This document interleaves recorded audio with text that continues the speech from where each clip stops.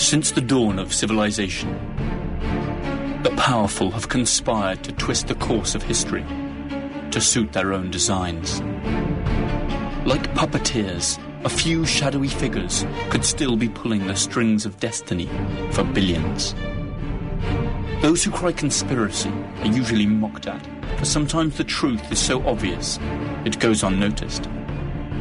Are those merely paranoid fantasies cooked up to feed the appetite of paperback readers and web surfers, but which bear no relation to reality?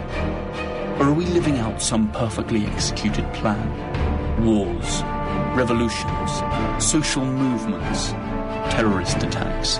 Everything is given an official explanation. But perhaps nothing is what it seems to be.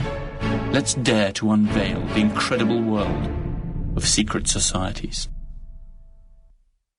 Of all the secret societies we know of, there is one that stands out from the rest due to certain characteristics that make it especially menacing. Its treacherous tenets, the scandal and the paranoia they've unleashed, and more disturbing, the suspicion that since its creation, it has intervened in each and every major world event that has steered the course of history. The Illuminati of Bavaria, the most fearsome secret society in history.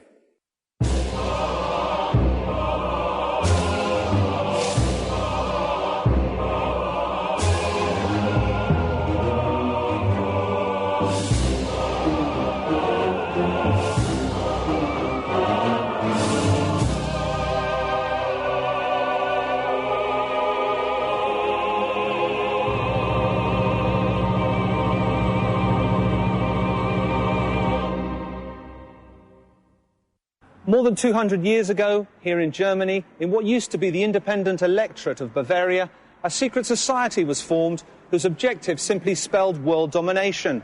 Its strategy to abolish all religions and governments in order to take control of humanity under a unified state, with no countries, no borders, and under the command of a single leader. Its name, the Illuminati of Bavaria. Perhaps you've never heard of them, or perhaps you have, and are familiar with some of the theories that blame them for all the bad things that have befallen us. Theories that intertwine verifiable facts with delirious conspiracy theories that run the gamut from the United States to aliens, but have a common thread in the founding tenet of the Illuminati, the creation of a new world order. And perhaps, and only perhaps, that great jumble of information and disinformation that today pervades the media is also part of a broader, sinister plan. The Order of the Illuminati was officially prescribed more than 200 years ago.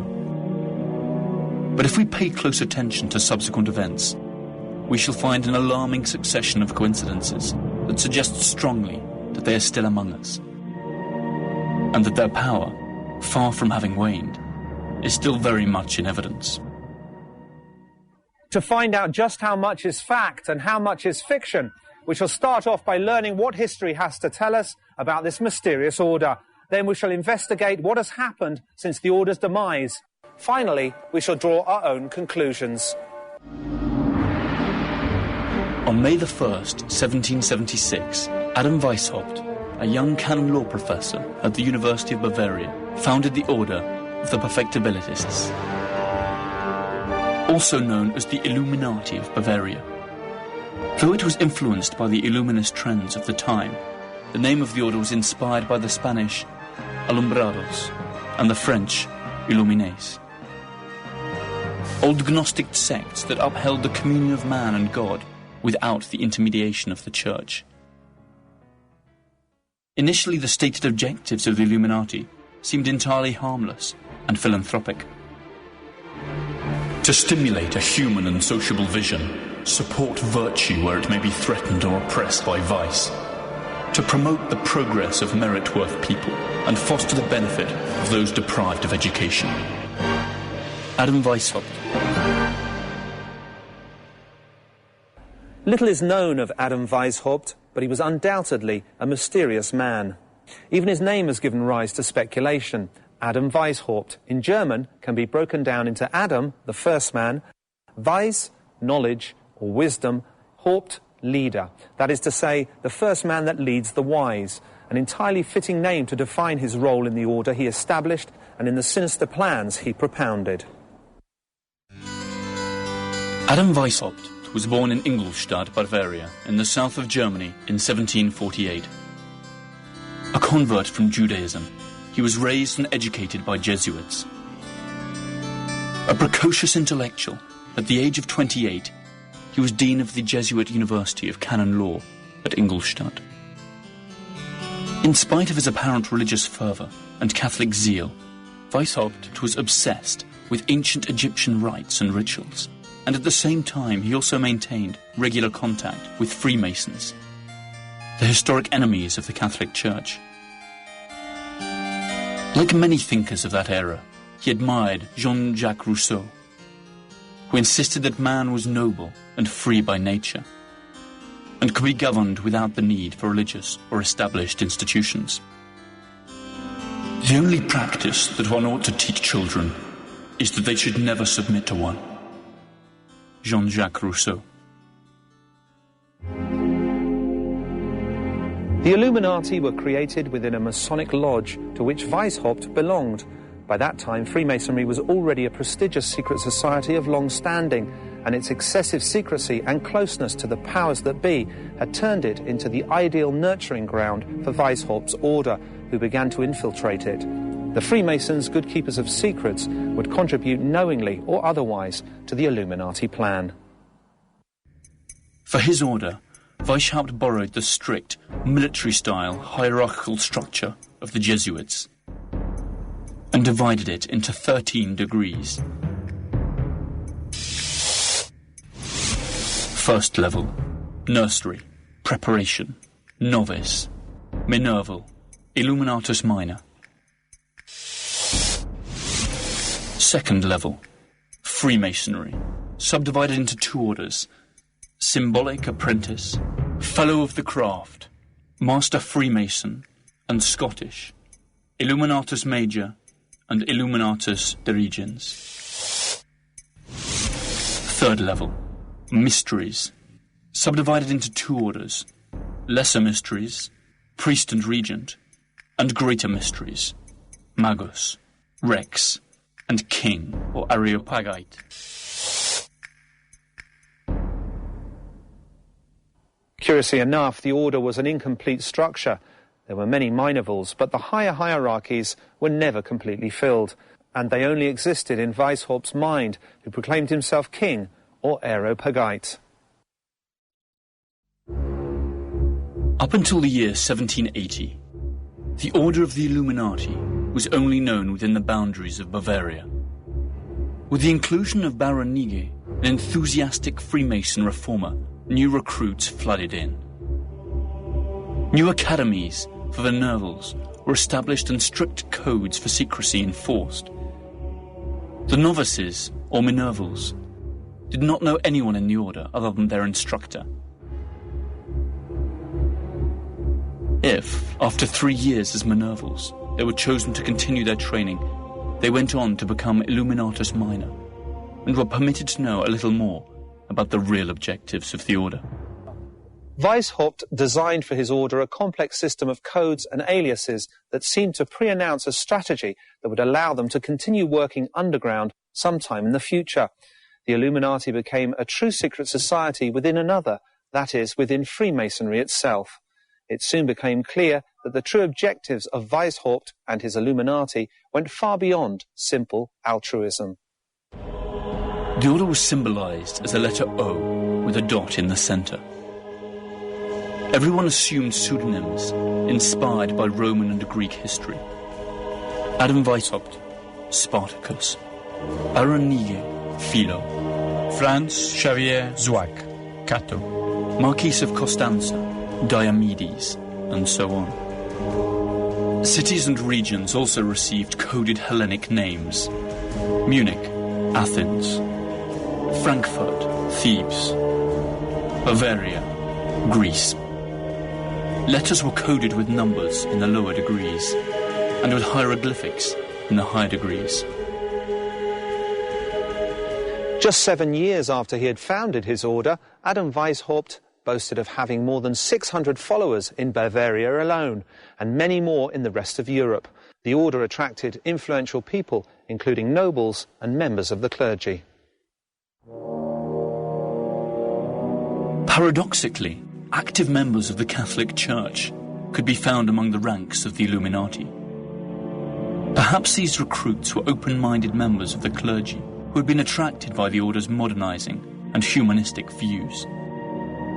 But it seems equally likely that the Catholic Church had decided to infiltrate the order in order to learn more about its true objectives. If this were the case, the results were soon plain to see. The order of the Illuminati spread across Europe like wildfire, and soon the powers that be, the Catholic Church and Freemasonry itself, tried to put a limit to its expansion. Adam Weishaupt went into exile and worked underground. His secret files exposed and his true motives discovered. But the Brotherhood had already dispersed, and all its branches were prepared to act anonymously and in utmost secrecy. In 1790, the Order of the Illuminati had officially ceased to exist in Bavaria, Prussia, and the other domains of which is now modern Germany. But perhaps their disappearance was little more than a charade. After all, a secret society is born to act in the shadows, and when it is discovered, it must die in order to go on living. The order itself could perish, but not its objectives. The Illuminati fire had started, and it would be unstoppable. To return to man his fundamental rights of equality and liberty, we should begin by destroying every religion and every civil society and finish abolishing property. Adam Weishaupt.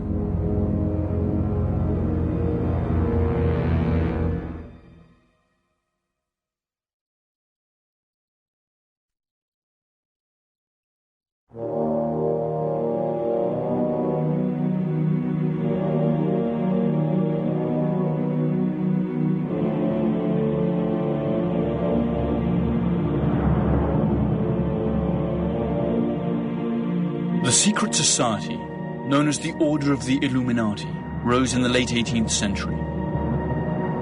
It was not the first secret society, and it would not be the last. But its name would always remain a magnet for conspiracy theorists, who maintain that it is still active among us today. 5 years after the Order of the Illuminati was created, Baron Adolf Knigge joined its ranks. He was the man behind its fast expansion and its attempt to infiltrate all of Freemasonry. Knigge, a bankrupt nobleman, a Freemason, a scholar and an occultist, found that Weishaupt and his Illuminati gave a new sense of purpose to his life. Knigge joined the order and worked for the Illuminati cause with fervour and conviction.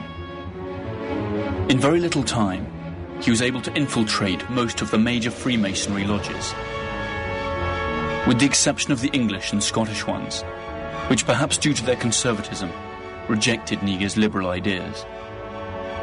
But barely 4 years after joining the order, Baron Knigge left, accusing Weishaupt of being a tyrant filled with delusions of grandeur, a megalomaniac that had deceived his own followers by claiming that the order had an ancient origin, when in fact it was a new cult tailor-made for his own personal glory.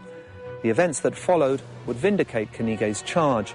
The innocent and charitable order of the Illuminati had deceitful objectives, and now, thanks to Knigge's contribution, it also had the capacity to achieve them. A short time after Knigge's desertion, Bavaria was buzzing with rumours that a certain secret order was aiming to put an end to established order and organised religion, and to create a new world order under a single unified government. This information could only have come from either Knigge himself or from those Jesuit infiltrators who had certainly witnessed strange initiation rites. A great deal has been said about the rituals of secret societies. The Illuminati were no exception. Perhaps the Jesuits who witnessed them decided it was time to act up. As a result of their testimony, the Catholic Church forced the Elector of Bavaria to ban the order. There were 3 rooms. In the last one there was a richly decorated red throne. On the other side there was a table with a red tablecloth, upon which lay the garments of the regent, a white leather cuirass with a red cross and a white cloak with another red cross. The candidate walks across this room dressed like a slave, chains hanging from his hands. And the regents say, "Stop! Only free men can enter." And the defenders respond, "He is free. He has fled from his oppressors to join the Brotherhood." The room was red and brightly lit. The provincial was seated on the throne, and the other regents were in the middle room. The first room was black. It was used for the preparation of the novice, and in the centre upon a platform there was a human skeleton, at whose feet lay a crown and sword. What do you think of these sad spoils? Was he a nobleman or a peasant? The correct thing to do was not to answer. The candidate received the explanation. The human condition is the only thing that matters. After that, the candidate took the oath. From a distance, these rituals seemed to be rather naive, and Weishaupt's objectives unobtainable, even risible. But if we continue to analyse the historical events that followed, our laughter might turn to a horrible grimace. In 1783, 4 professors of the Marianus Academy were interrogated at a court of law on account of their belonging to the order. All eventually admitted that the Illuminati abjured Christianity, defended sensual pleasures, liberty, equality, and the right to commit suicide. The confession was made public and caused a tremendous uproar. How much had the heretics infiltrated the society? What was the reach of their plans for world domination? Who really were these enemies of church and state? The Elector of Bavaria intended to eradicate this evil as he perceived it, and passed a law prohibiting every kind of secret meeting, a measure that, unfairly or not, affected all of Freemasonry. Finally, by means of another law, he banned the Illuminati altogether. In 1786, the home of Illuminati lawyer von Zwack was raided and various papers and correspondence seized. But it was a freak event that sealed the destiny of the Illuminati, a bizarre accident that would be taken advantage of by the critics of the order and used to deal them a fatal blow. On July the 10th, 1785, a mysterious man rode swiftly under the skies of Bavaria. He was the apostate, Abbot Lance, a friend and personal envoy of Adam Weishaupt and an Illuminati. He never reached his destination. A lightning bolt struck him dead, leaving behind only his charred corpse.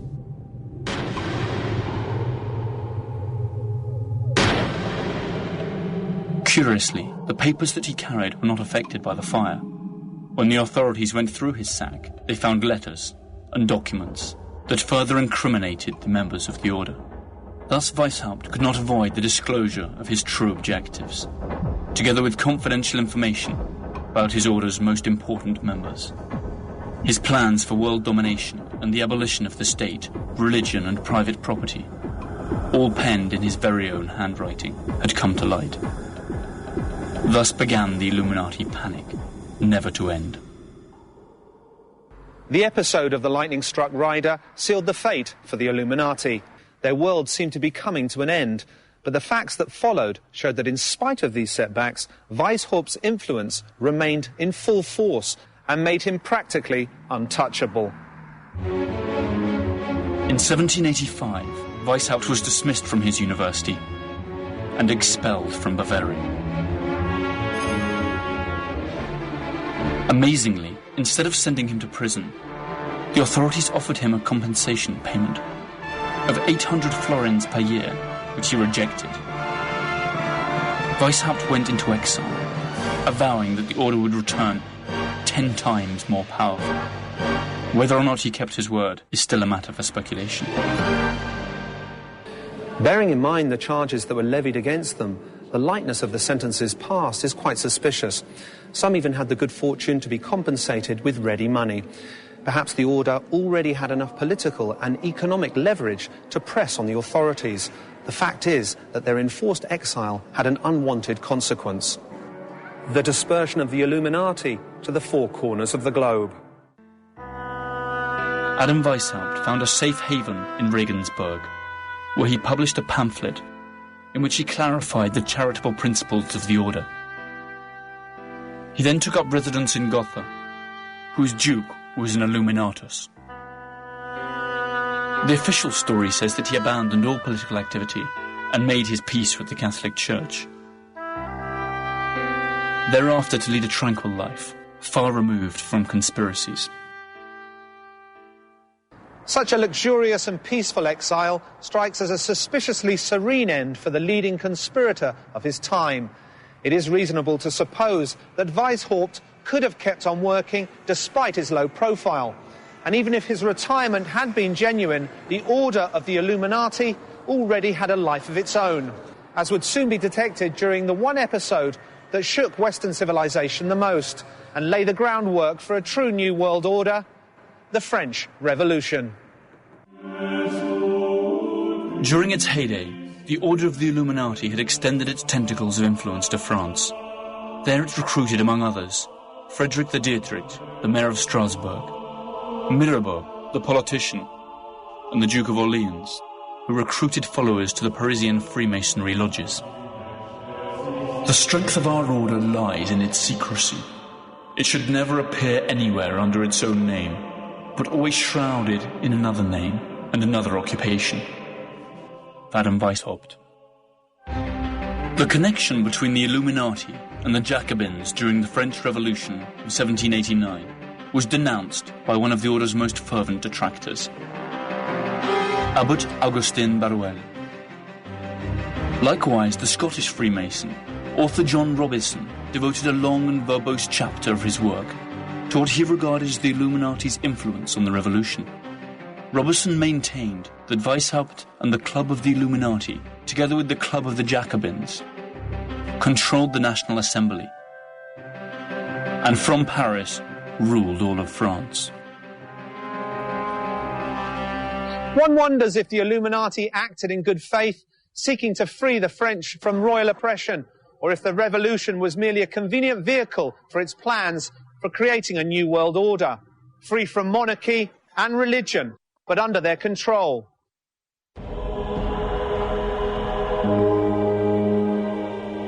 Little more is known about the order, since all the files related to it were conveniently destroyed during Allied bombing of German cities during the Second World War.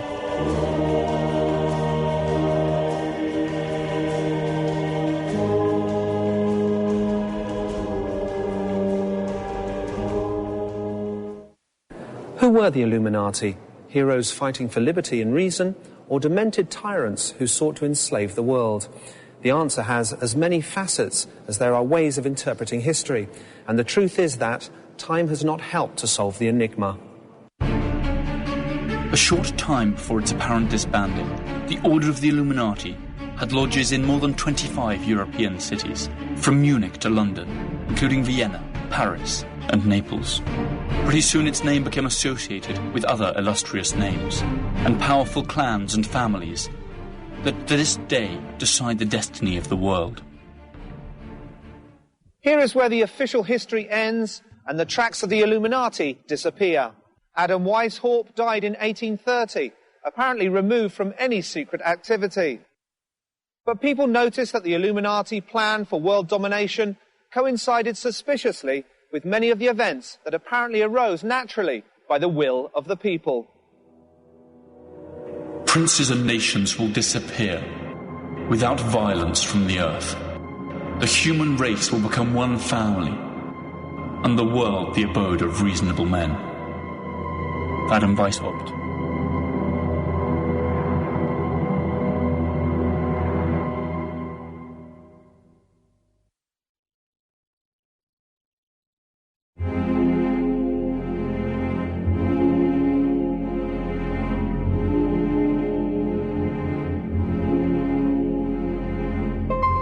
Up until its apparent dissolution in 1790, the Order of the Illuminati boasted members in all the important European cities. The Catholic Church's attempt to root out and destroy the Order, and the political persecution of its most important leaders had precisely the opposite effect of what was intended. The Illuminati was scattered to the four winds, and in the shadows they moved like fish in water. Even after the apparent dismissal of the order, there were many who doubted that they had really ceased to operate. Their infiltration had been so widespread that every Freemason could now be suspected of being an undercover Illuminati. So the whole of Freemasonry was proscribed, and there was more to come. The order's reputation quickly spread to the New World. Books by Abbot Augustine Birrell and John Robison alerting the world to the imminent Illuminati peril were published in the recently founded United States, generating panic among their readers. The paranoia had crossed the Atlantic. In 1776, the year in which Weishaupt founded his order and began to infiltrate Freemasonry, the United States declared its independence. Many of its founding fathers were Freemasons. It is not known if some of them were subsequently recruited by the Illuminati. What is known is that many American religious communities felt threatened by the freedom of worship guaranteed by the new Constitution, which they denounced as part of an Illuminati conspiracy. In 1798, when the second president of the USA, John Adams, established May the 9th as a day of fasting and worship to implore the heavens' mercy and blessing for the imperiled nation, fingers were pointed at the order founded by Weishaupt, and a wave of panic flowed across New England.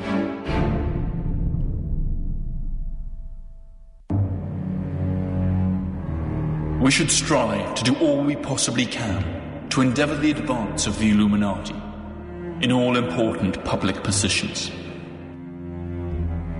Adam Weishaupt. In Boston, Reverend Jedediah Morse dedicated his sermons to the Illuminati threat. The media echoed his words, but no firm evidence of Illuminati conspiracy was ever uncovered. An immensely vast, rich and potentially powerful country where the practice of Freemasonry was widespread and accepted was certainly a fertile land in which to sow the Illuminati seed. Up to what point was the Illuminati panic of New England exclusively based on absurd conspiracy theories promoted by zealous religious leaders? It was none other than Thomas Jefferson who, after reading Abbot Barrowell, came out in defence of Adam Weishaupt. In 1800, Jefferson wrote to his friend Madison, "Adam Weishaupt believes in the indefinite perfectibility of man. He thinks he may in time be rendered so perfect that he will be able to govern himself in every circumstance, so as to injure none, and to do all the good he can, to leave government no occasion to exercise their powers over him, and of course to render political government useless. This, you know, is not far removed from our own ideals." Jefferson's main opponents, the Federalist Party, founded by Alexander Hamilton, proclaimed that Jefferson as well as the Democratic Republican Party were all controlled by the Illuminati. Nothing was ever proven. Jefferson's party is the forerunner of the Democrats and Republican parties that today take turns to govern the USA. The Illuminati paranoia faded out in the 19th century, but almost 100 years later it was reborn, stronger than ever. In the early 20th century, English right-wing writer Nesta Webster stated without offering any proof that since 1786 a lodge of the Order of the Illuminati had become established in Virginia and 14 other American cities. According to her, this had given rise to a hidden theocracy of Jews, Kabbalists, Masons, anarchists, Illuminati, occultists, and heretics. With her ignorance and racism, Nesta Webster contributed to a renewal of interest in the order she manifestly abhorred, and formally introduced anti-Semitism as an important element in conspiracy theorizing. Sadly, no conspiracy theory is worth its salt if it does not include the Jews in it.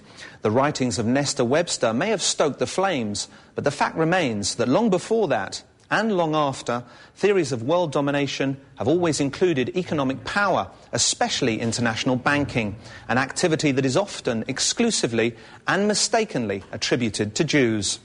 And the Illuminati conspiracy was no exception. Many authors of supposedly serious history books uphold the idea that international banking is in the hands of the Illuminati Jews, who for centuries have financed both sides fighting wars in order to create anarchy and chaos, a state of affairs that would, in their view, inevitably lead to a new world order, which the Illuminati would come to control. The bête noire of these conspiracy buffs is the Rothschild clan, immensely powerful and conveniently Jewish. History tells us something different. The only connection between the Rothschild clan and the Illuminati is that the patriarch of the Rothschild clan, Amsel Meyer, had, among many other clients, Prince William of Hesse, who seems to have been one of the first members of the Order of the Illuminati. Though it's true that the Rothschilds, in common with almost all European bankers, financed wars and revolutions, this activity, though morally questionable, does not constitute evidence that they were world conspirators or Illuminati. There is no proven connection between Jews and the Illuminati. However, in the early 20th century, another English writer, Lady Queensborough, proclaimed and denounced the existence of a global conspiracy in which Jews and the Illuminati played a key role. Her books, though poorly researched and devoid of proper evidence, were widely read at the time, a period which we should not forget coincided with the rise of Adolf Hitler and the slaughter of 6 million European Jews, among other victims. In spite of the conspiracy theories that link Judaism, international banking, world domination, and the Illuminati, Weishaupt himself wrote, "Jews, pagans, women, monks, and members of other societies are excluded from the order." The vast majority of Illuminati were Christians by birth. Many of them were drawn from the nobility, and were even clergymen. Women and Jews were only to be accepted in separate lodges and academies. In spite of this, it has frequently been claimed that the protocols of the learned elders of Zion, an anti-Semitic rant drawn up by the Russian Tsar's secret police, is in reality the literal transcription of a discussion of Illuminati Congress, where a group of Jews outlined plans to take over the world. Adolf Hitler used this libel to stoke hatred against the Jews, and even denounced a Jewish Masonic conspiracy. The curious thing is that many of the very same authors and conspiracy hunters who attack Jews and Freemasons do not hesitate to accuse Hitler himself as a covert Illuminatus, together with Stalin and Marx, and finally end up putting in the same bag Marxists, Bolsheviks, bankers, Jews and Nazis, a decidedly unlikely mix. Jews have not been the only ones to be singled out. The Illuminati have also been linked to a larger or lesser degree with whatever bogeyman persecution mania the human mind can concoct. Terrorists, demons, even extraterrestrials. And it is here where information blurs into disinformation. In 1976, a writer named Des Griffin tried to revive the belief that the origin of the Illuminati is the rebellion of the Lord's angels and the expulsion of Lucifer. The name Lucifer means him who brings light, just as the word Illuminati means the illuminated. A thesis that not even Weishaupt himself could have dreamt up. Other authors believe that the Illuminati obsession with power can be traced to our reptilian brain, the brainstem that controls our impulses, and in some few incoherent sentences conclude that the Illuminati are really galactic reptiles disguised as human beings. A search on the internet for the words New World Order produces more than 1,400 million web pages, most of dubious content.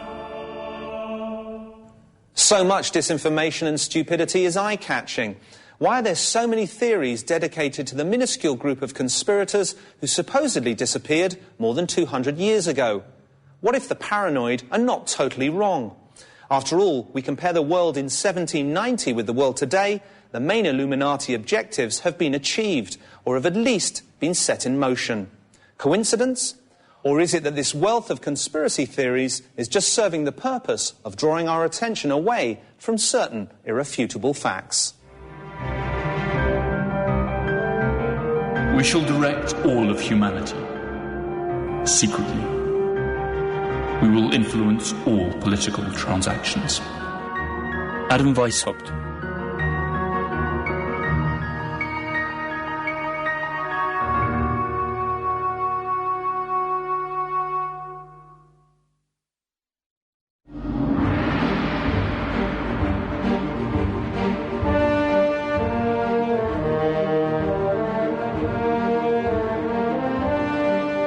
Since its dissolution in 1790, up until the present day, the Order of the Illuminati has been the prey of choice for a legion of conspiracy hunters. Most of the accusations are downright hilarious.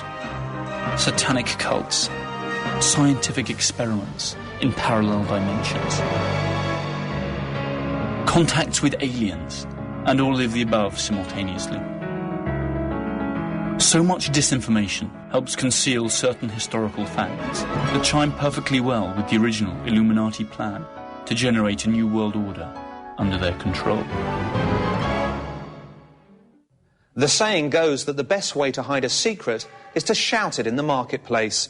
In the case of the Illuminati, the saying holds true, because if we analyse carefully some of the major world events of the last 200 years, we will see that the ideals of Adam Weishaupt and the Illuminati of Baviera seem to have borne fruit. Let's start with their first postulate, to put an end to established government. Since the creation of the Order of the Illuminati, the European monarchies have indeed lost all real power. Most modern countries are now constitutional democracies. And those which still have royal families use them as mere ornaments of power, or as tourist attractions. The Bolshevik Revolution not only put an end to the Russian monarchy, it also abolished private property, another of the Illuminati ideals. The resultant Soviet Union also complied with another Illuminati objective, soon implemented by every Western nation, to establish full, equal rights for men and women. Let us speak now of the second postulate, unification under a single world government. Since its creation in 1945, conspiracy mongers have considered the United Nations and its predecessor, the League of Nations, the Illuminati dream come true. A supranational agency capable of passing resolutions with which sovereign states must comply or else face the consequences. The most terrifying aspects of these theories is that in order for the UN to be created, 2 world wars had to be fought, in which millions lost their lives. Conspiracy theorists will say that the wars were just part of an Illuminati plan to lead us to where we stand today. Above all, the truth remains that Weishaupt's first postulate of creating a new world order under a unified government is closer to becoming true today than it was 200 years ago.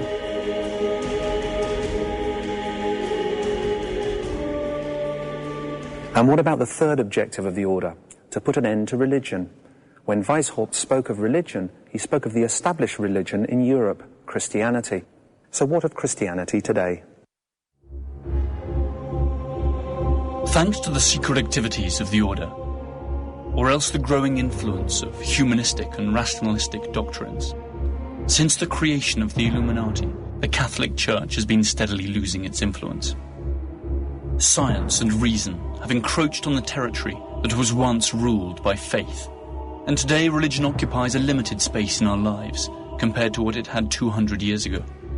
A space that is continually contracting thanks to ephemeral but more contemporary styles of worship that attack the central tenets of Catholicism. Abortion, euthanasia and divorce only the most visible symptoms of a structural weakening of the once almighty Church of Rome. And finally, a new world order. Isn't this precisely what globalization proposes? Globalization itself seems like an Illuminati dream come true. Free flow of capital, free flow of information. The sensation that each time we are more in control of our own decisions. But all of it, capital, information, servers, internet, is in actual fact manipulated by a single world power. Are we living in a world designed by Adam Weishaupt? The next logical question is, who is the leader of the Order of the Illuminati today? Who are Weishaupt's successors, if indeed they exist? Many groups have claimed to be the heirs of the Order of the Illuminati of Bavaria. Usually these are sects or small groups that few people take seriously and do not pose any threat. That is why conspiracy mongers aim in another direction. The United States. Their chief argument centers on the March the 6th, 1991 speech, when George H. Bush, President of the USA and former director of the CIA, used the phrase New World Order when addressing Congress, after defeating Saddam Hussein in a war that many today regard as an imperialistic blow against an oil-producing country. What is at stake is more than one small country. It is a big idea, a new world order, where diverse nations are drawn together in common cause to achieve the universal aspirations of mankind. The theory contradicts itself inasmuch as the government of the USA is actually one of the most conservative in the modern world. But is this fact enough to discount it altogether? Could it not well be another contrivance of that many-headed monster that once appeared in the form of the Order of the Illuminati? Does not the inscription Novus Ordo Seclorum, which translates as a new order of the ages, in other words, a new world order, appear on the dollar bill?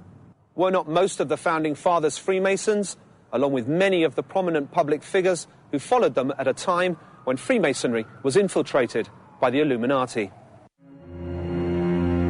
One must speak at times in one voice, and sometimes in another, so that our true purpose turns out always to be unfathomable to the lower members. The end justifies the means. Adam Weishaupt. The fact that the most powerful country in the world is run by Illuminati is without doubt a laughable theory, but a laugh that brings a chill. Because if it were true, what does the order have in store for us in years to come? And worse, how deep is their power of infiltration? Is the power of the Illuminati simply an exaggeration by bestseller writers and fools? Or are we on our inevitable way to a new world order?